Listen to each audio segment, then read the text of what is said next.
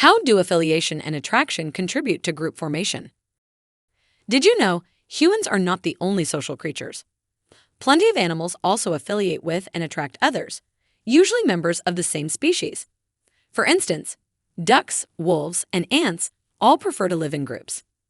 Animals also have innate qualities they use to attract a mate, like beautiful feathers, unique calls, and dramatic dances. If we were to simplify the process of forming a group, we can divide it into two broad stages. The first stage is affiliation, the gathering together of members of the same species. Being in the same location as other people provides some level of protection against threats to our well-being and opportunities to exchange social support. Social interaction has also been shown to influence our physical health. The second stage is attraction, the drawing together of members of the same species.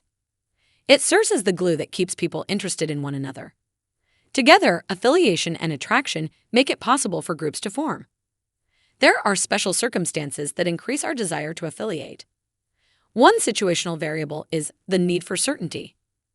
In the 1950s, Leon Festinger published a theory to explain how this need motivates us to seek out others. He suggested that in ambiguous, uncertain situations, we engage in what's called social comparison and compare ourselves to others who are similar to us. We do this in an attempt to reduce uncertainty and to verify our perceptions about the world. To do this, we affiliate with others and gather information about them and how they behave.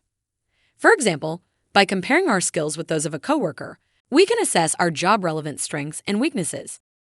In some situations, we engage in upward social comparison and choose someone who is better off, like a successful leader at work or a popular friend.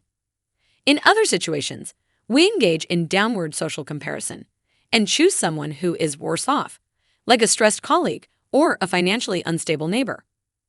The information we gather from this process contributes to our self-evaluations, motivation, and self-esteem. Unfortunately, it can also make us feel worse.